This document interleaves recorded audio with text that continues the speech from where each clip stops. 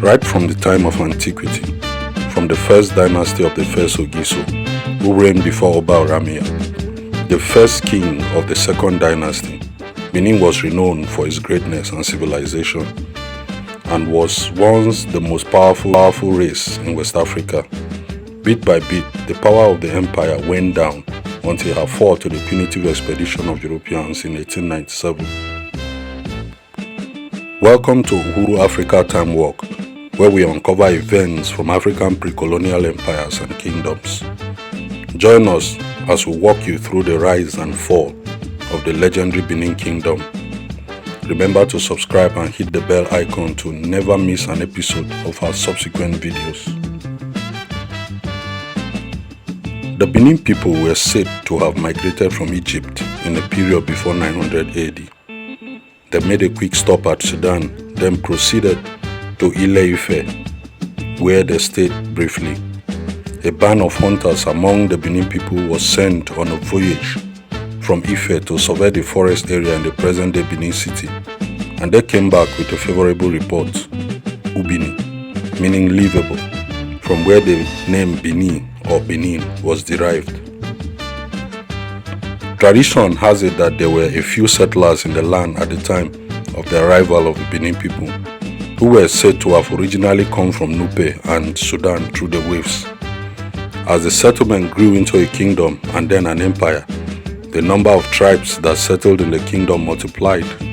However, the Benin Kingdom is primarily made of the Benin Edo-speaking people, Isham people, Isako people, Owan people. The Benin Empire ruled over the tribes of the Niger Delta, Ijo, Isekiri, Isoko, Urobo tribes. It also extended its reign over the eastern Yoruba tribes of Ondo, Ekiti, Mahin Ugbo, and Ijebu. The empire of the first dynasty was founded in 900 AD. The rulers were commonly referred to as Ogiso. Igodo was made the first Ogiso of Igodomigodo, the initial name of the kingdom under the Ogisos. He wielded much influence and gained popularity as a good ruler. He died after a long reign and was succeeded by his son, Ere. In all, 31 Ogisos reigned in the first dynasty.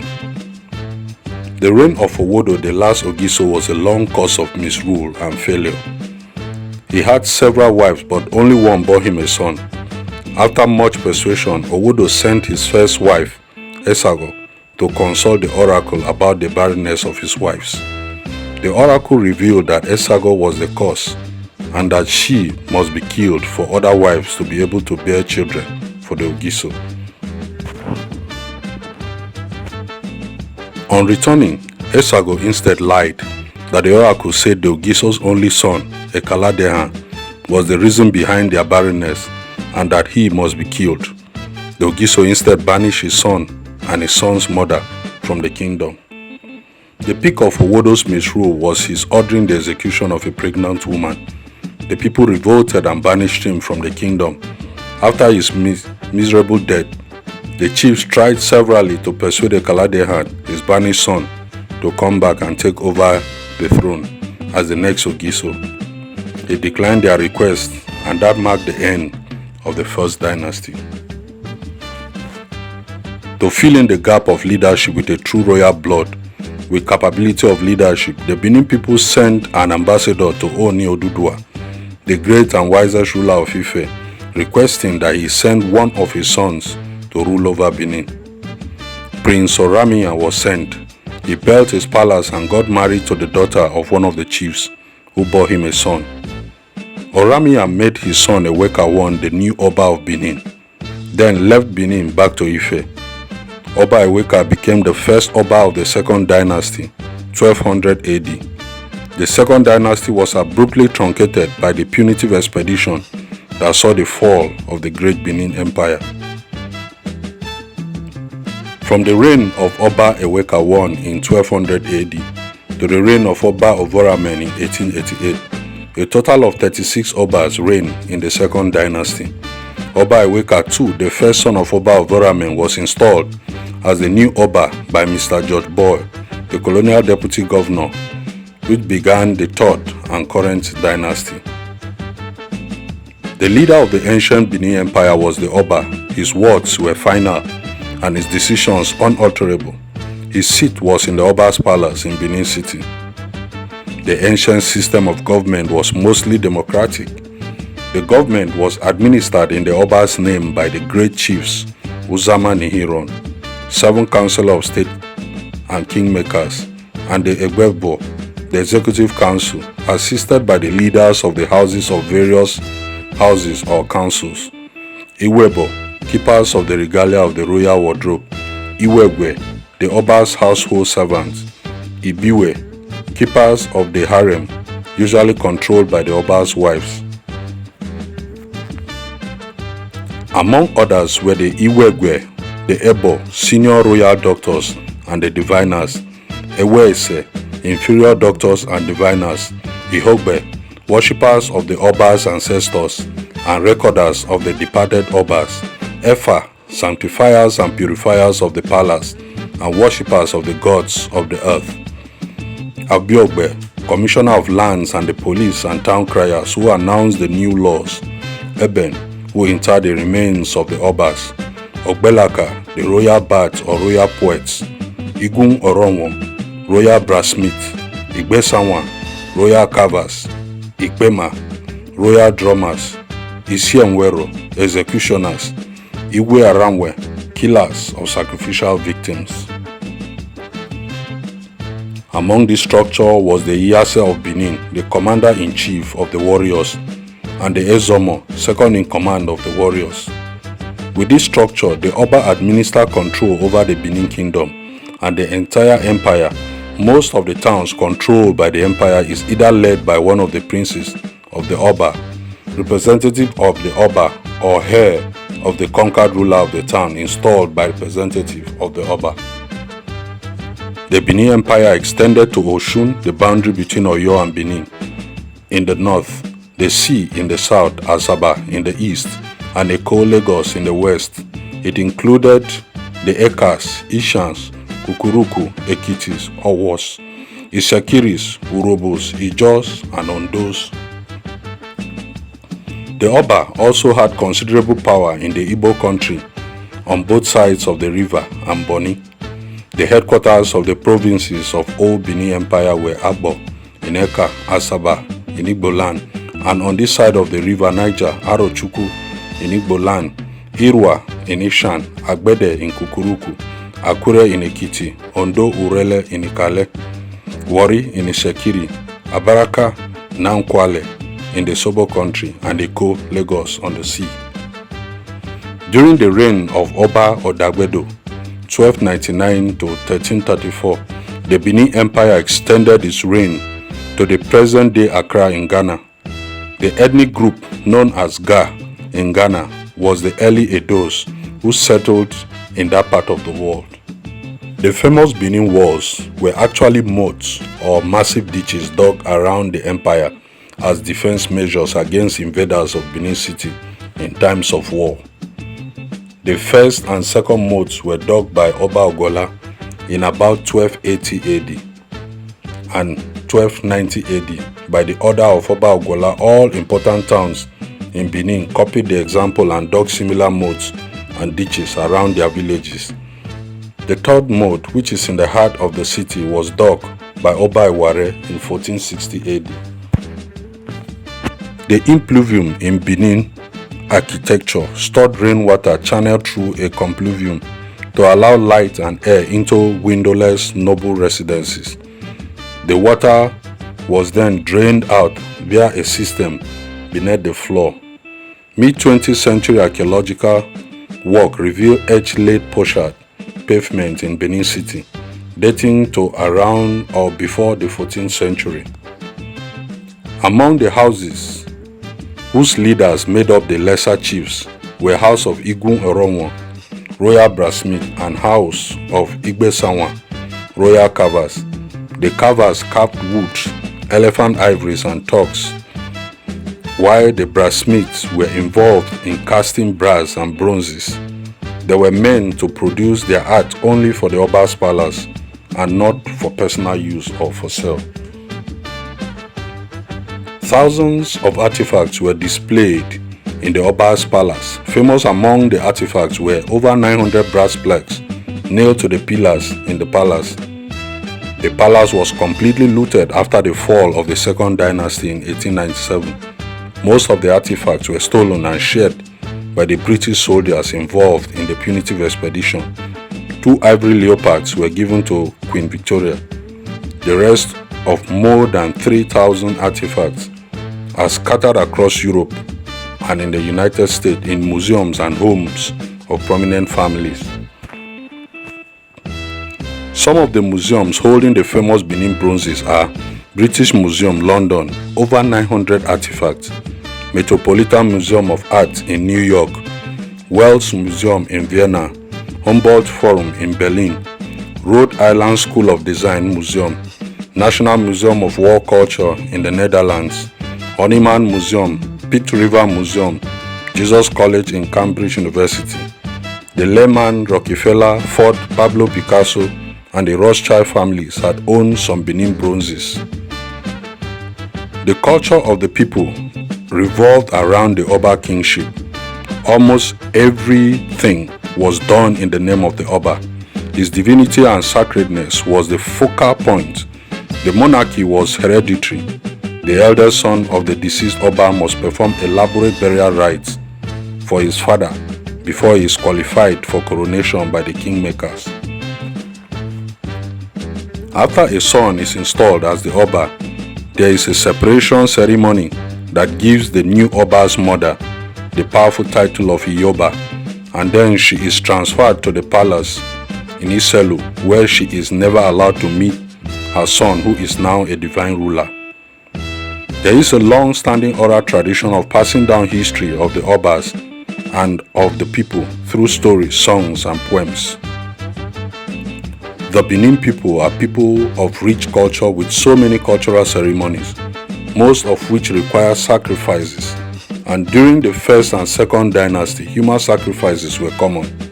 Some of the ceremonies are the anniversary of the Oba's father, the annual bead ceremony, ritual in honor of the god of iron, sacrifices to appease the king or god of death, annual series of rites in honor of the past Obas, annual sacrifice at the Benin River to attract trade, sacrifices to plead the gods against poor yield, epidemic, or impending calamity. The era of Igodo, the first Ogiso, was basically dominated by farming, hunting, and gathering. After his death, he was succeeded by his eldest son, Ere. Is it not said that progress is mostly made in times of peace? Such was the case of Ere, who was lover of peace. He forbade quarrels in the kingdom. He founded many villages as well as traditional carpenters and carvers of wood and ivory. He introduced the royal throne, chief's rectangular stool, round leather fan, the round bag and leather box, the swords of authority, beaded anklets and collars, and simple undecorated crown.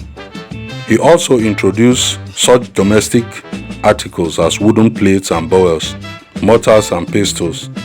These creative works formed the basis of trade between the kingdom and the other parts of the world. Wares were displayed on the streets of Benin, and most peoples who came to trade came mostly for oil palm, ivory, pepper, slaves, and herbs. The kingdom was open for trade to various people. They were accommodating and peace-loving inasmuch as you made no trouble. The first contact with any European was made by Oba Eware when Roi de Sequeira visited Benin City in 1472. However, the first Europeans to visit the kingdom for purpose of trade were a band of Portuguese explorers led by João Afonso de Aveiro in about 1485. They exchanged manillas, guns, and gunpowder for Benin palm oil, pepper, and ivory. The first English expedition to Benin was in 1553, and a trade route was developed with the export of palm oil, ivory, pepper, and later slaves and cocoa. Most of the chiefs of the Benin Kingdom were warriors. war-loving warriors, the Iyase and the Zomo. The most war-loving Oba was Oba Ozolua, 1481 to 1504. When he returned from exile to take over the throne from the Republican government, who could not protect the kingdom and could not earn the respect of the people, he waged a series of war against all the rebellious and hostile people and beyond, conquered many towns and installed his sons as chiefs in most of the towns. There were hardly any wars lost by the kingdom. The Igala-Benin War that took place from 1515 to 1516 started as a betrayal by some nobles against the previous Oba Ozolua, who later converted to Christianity to trade with the Portuguese. Some of the nobles who did not agree with the conversion shifted their allegiance to the Ata of Igala. Oba Ozolua, who was the third son of Oba Iware, 1440 to 1473, enjoyed popularity among the people but not among the nobles. Oba Izoti, 1473, the first son of Oba Iware, was assassinated on the day of his coronation. Oba Olua, 1473 to 1480, the second son of Oba Iware, was also disliked by the nobles. He died after 7 years of rule. Oba Esigye, 1504 to 1550, inherited this noble dislike from his father Oba Ozolua, and this led to the Igala War. The Benin Kingdom came out victorious due to two factors: the assassination of the Igala general by the servant of Queen Idia of Igala, and the support of the Portuguese providing guns and strategies to the Benin side.